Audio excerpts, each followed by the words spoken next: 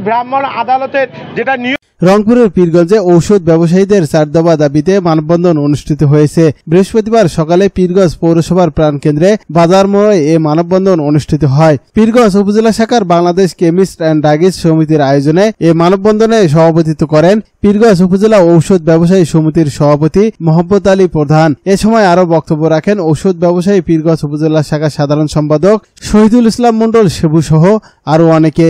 মানববন্ধনে বক্তারা বলেন, ঔষধ বিক্রি কমিশন বৃদ্ধি করা, মেয়াদ উত্তীর্ণ ঔষধ দ্রুত সময়ের মধ্যে ফেরত নেওয়া, ড্রাগ লাইসেন্সবিহীন ফার্মেসিতে ঔষধ কোম্পানি কর্তৃক ঔষধ সরবরাহ বন্ধ করা, সকল ঔষধের মূল্য সরকার কর্তৃক নির্ধারণ সহ 4 দফা দাবি করেন বক্তারা। দাবি মানা না হলে পরবর্তীতে কঠোর কর্মসূচি দেওয়া হবে বলে হুঁশিয়ারি দেন মানববন্ধনে বক্তারা।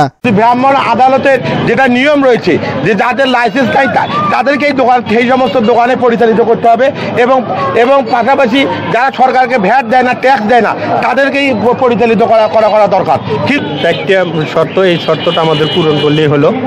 আর আমাদের সবচেয়ে লোকাল দাবি যেটা হচ্ছে, আমাদের মনে করেন লাইসেন্স আছে, ট্রেড লাইসেন্স নেই, ভ্যাট দেই, ট্যাক্স দেই, সব কিছু করি, বিনি লাইসেন্সের দোকানদাররা কিছুই করে না, তাদের কিছুই নাই, ট্রেড লাইসেন্স পর্যন্ত নাই।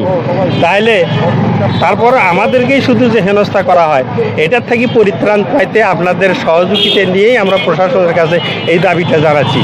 সত্যি কথা বলতে কি, আমরা ওষুধ ব্যবসায়ী সমাজের সবসময় সেবা দিয়ে আসছি। আমরা কখনো আমাদের এই মূল্যবান সময় মানব সেবার বাইরে এসে নিজের দাবি আদায়ের মাধ্যমে এখানে রাস্তায় দাঁড়াতে হবে, এই চিন্তাধারা আমরা কখনো লালন করিনি।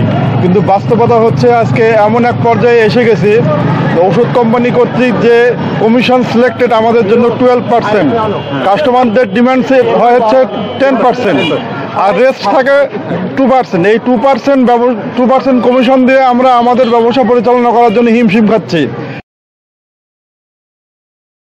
News desk, ABN 24।